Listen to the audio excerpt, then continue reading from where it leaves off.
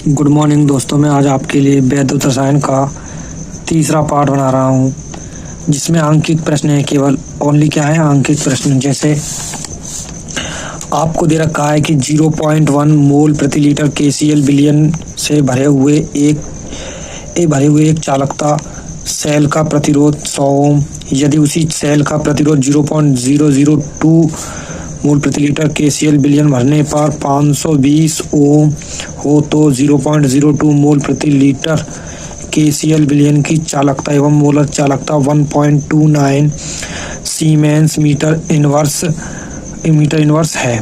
तो दोस्तों, हमने सवाल पढ़ लिया। सवाल के बाद हमें छांटना आना चाहिए। अब हमें पूछा कि इसके लिए 0.2 मोल के लिए बिलियन की चालकता और मोल चालकता पूछी है, जिसके लिए हमें चालकता का मान भी दे रखा है। आप जब तक सवाल को पूरा नहीं पढ़ेंगे सवाल समझ में नहीं आएगा। तो देखिए, तो हम 0.02 मोल प्रति लीटर KCl बिलियन की चालकता निकालेंगे। इसके लिए फॉर्मूला जैसे कप्पा से व्यक्त करते हैं, K बराबर G star upon X, G star upon R। G star का मतलब क्या है, सेल स्थिरांक। R का मतलब क्या है, प्रतिरोध। तो हमें प्रतिरोध कितना दिया है, 520 दिया है ना, 520। तो रखेंगे, इसे गुणा भाग करने के बाद ये वैल्यू सॉल्यूशन आएगी। इसका मात्रक सीमेंस सेमी इनवर्स।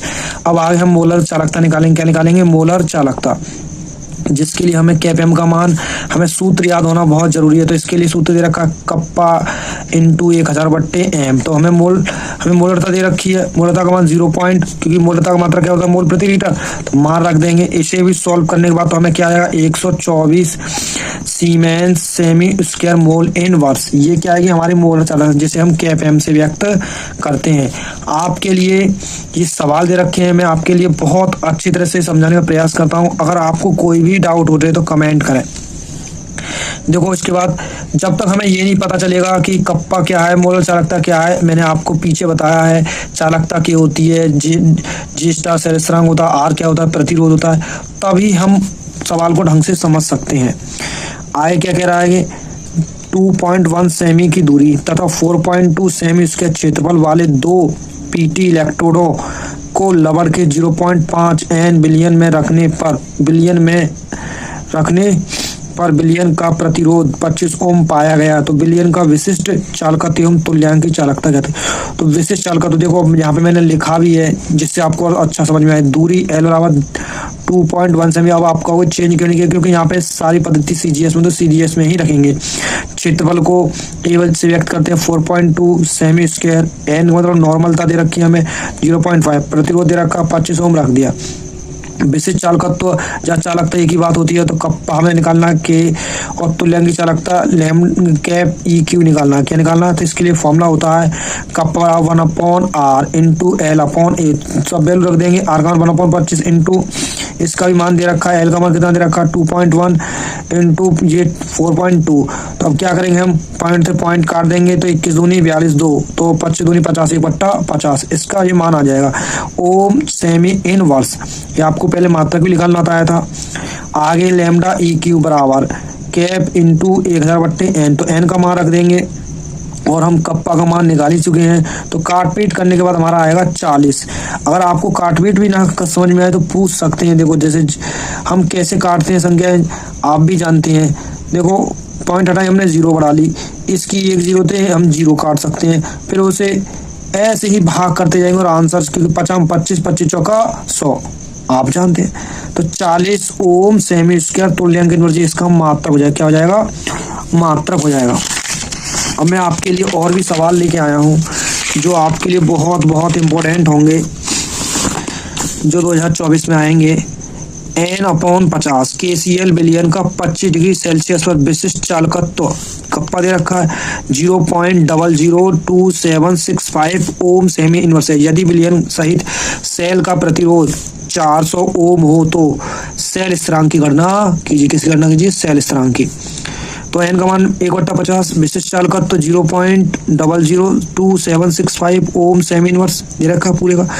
R का मान दे रखा है 400 ओम। तो G स्टार भी फॉर्मूला आता है, G स्टार बराबर, या हम X से भी मान सकते हैं सेल स्थिरांक को। कहाँ है ना, सेल स्थिरांक की गणना कीजिए। तो सेल स्थिरांक को X से मान सकते हैं, या G स्टार से, K इंटू R। तो K का मान ये दे रखा है, R का मान क्रॉस मल्टीप्लिकेशन करेंगे तो हमारी संख्या ये आ जाएगी। पॉइंट लगाना आप जानते ही होंगे, जितने अंक बाद पॉइंट उतने अंक बाद पॉइंट लगाएंगे। जैसे इसमें कितने 1 2 3 4 4 अंक बाद पॉइंट तो 4 अंक बाद लगाएंगे। अगला 298 केल्विन तापमान 0.20 कैपिटल एम, यहाँ एम का मतलब मोलर चालक, क्या है मोलरता। KCl बिलियन की चालकता दे रखी 0.0248 सीमेंस सेमी इनवर्स है, इसकी मोलर चालकता ज्ञात कीजिए। तो एम का मान इतना दे रखा है, के का मान इतना दे रखा है, सीमेंस सेमी स्क्वायर, मोलर चालकता कैपेम अभी बताया था।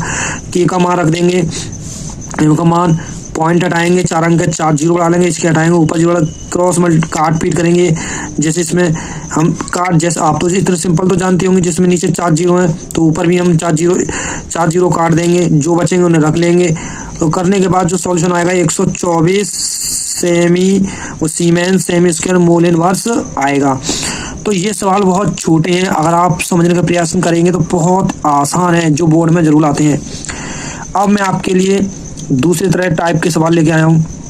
CaCl2 और MgSO4 के कैप M0M का परिकलन कीजिए दिया है, जहाँ हमें लैम्डा 0 Ca+2 का वैल्यू दे रखी है 119.0, लैम्डा 0 Cl- की नेगेटिव की दे रखी है 7, क्या दे रखी है 36.3, लैम्डा 0 SO4 की दे रखी है 160 और लैम्डा 0 Mg+2 की 106.5 सेमी स्क्वायर। तो आप मात्रक भी दे रखा है। तो इस तरह से हम जब CaCl2 को आयनों में तोड़ेंगे तो ये कितने में टूटेगा, Ca+2 और Cl-, जहाँ Cl के 2 हैं तो इसलिए हम 2 से मल्टीप्लाई कर देंगे। मान रखेंगे यहाँ, देखो Ca+2 का मान 119 और इसका मान दे रखा 76.3 और 2 इसमें आगे दे रखा है, तो इस दोनों को मल्टीप्लाई करेंगे, ये इतना आएगा, इन दोनों को जोड़ेंगे तो 271.6 siemens semi square mole inverse आएगा। जो आपको कैलकुलेशन करना ज़्यादा टफ नहीं है, वैल्यू दे रखी है, देखो लैम्डा 0 Ca+2 उसको रख दिया, Ca- की दे रखी है उसको भी रख दिया, गुणा कर दिया, 2 से जोड़ देंगे। ये ऐसे ही आगे MgSO इसमें दे रखा, आगे MgSO4 तो हमें पता है Mg पे +2 आते हैं और SO4 में -2 आते हैं, दोनों को तोड़ दिया, मान रख दिया 106 प्लस इसका ही मान रख दिया कितना J 160 और इन दोनों 106 160 को जोड़ेंगे तो 266 siemens semi square mole inverse आएगा। बहुत आसान कैलकुलेशन है, इस सवाल को आप एक बार प्रैक्टिस करेंगे तो अच्छी तरह से आएंगे। ये सवाल जरूर आते हैं बोर्ड में, आप एक बार पढ़ें, जो आपके लिए रामबाण साबित होने वाले हैं। ये जय श्री राम की तरह रामबाण साबित होंगे ये। अब नेक्स्ट आपके लिए ये सवाल इतना इम्पोर्टेंट है, हर क्या कहूँ कि हर साल रिपीटेड सवाल है, एवरग्रीन सवाल जिसे बोलते हैं, वो सवाल है जिन्हें एक बार देखेंगे पढ़ेंगे, बस इसमें क्या कुछ नहीं है, क्वेश्चन बनते हैं, एक बार सवाल को पढ़ें तो सही। जैसे NaCl HCl plus CH3COO sodium acetate के लिए अनंत अणुता पर मोलर चालकताएं दे रखी हैं, उनकी value 126.4 425.9 91.0 siemens semi square mole inverse है। और हमसे पूछ क्या रहा है कि एसिटिक अम्ल की अनंत अणुता पर मोल चालकता का परिकलन कीजिए। कहने का मतलब हमें कैपेम बताना किसका एसिटिक अम्ल, और किन से बनना चाहिए, वो इनसे ही बनना, क्योंकि इनकी हम रिएक्शन करेंगे। देखो मैंने लिख दिया है, कैप एम NaCl की वैल्यू दे रखी है इतनी, कैप एम इनफाइनाइट HCl की वैल्यू दे रखी है इतनी, cap M infinite sodium acetate की वैल्यू दे रखी है। अब हमसे पूछ रहा कैप एम इनफाइनाइट एसिटिक अम्ल की, तो इससे सारी वैल्यू लिख लेंगे। जैसे हम NaCl को तोड़ा तो Na प्लस Cl में टूट गया, तो फिर हमने इसमें लैम्डा ग्रुप में NaCl plus M NaCl Na ion plus Cl ion, समीकरण 1 इनफाइनाइट हो गया।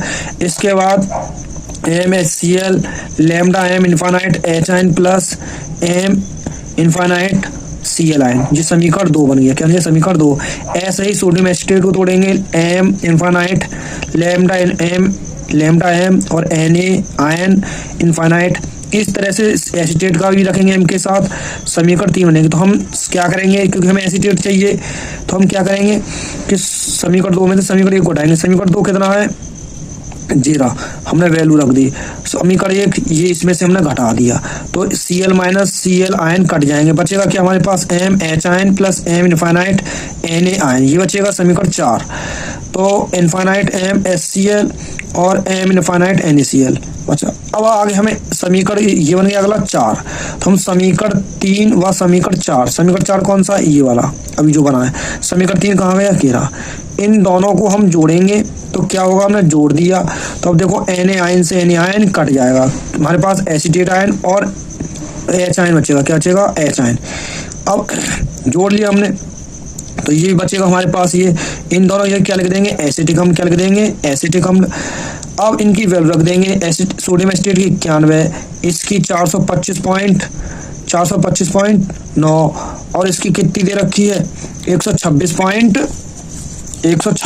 देख सकते हैं आप, 126.4 दे रखी है, जिससे कि आप प्लस प्लस वाली वैल्यू को जोड़ लेंगे। ये 516.9 और ये 126.4, ये क्या है हमारा कैपम एसिटिक अम्ल है। क्या है, एसिटिक अम्ल है, जिसके एसिटिक अम्ल यही पूछा था हमारे सवाल में, कैपम एसिटिक अम्ल। अब इसमें से इसको हमें 516.9 में थे 126.4 घटाना है। जैसे ही आप इसमें से घटाएंगे आपका आंसर कितना आ जाएगा, 390.5। आपको घटाना नहीं आता है तो घटाना भी बता देंगे। जैसे अब 9 में से 4 गए तो कितने बचेंगे, 5। कितने बचेंगे, 5। अब यहाँ से कितने गए, 6 में से 6 गए तो 0। अब 11 में से 2 जाएंगे तो कितने बचेंगे, 9। अब 5 में से गया तो हासिल ले लिया हम, 4 में 3 गया 3। तो यही हमारा आंसर है। आपको वीडियो कैसा लगा बताएं। ज़्यादा लॉन्ग वीडियो नहीं बनाता, शॉर्ट वीडियो, जिससे आपको अच्छा समझ में आए।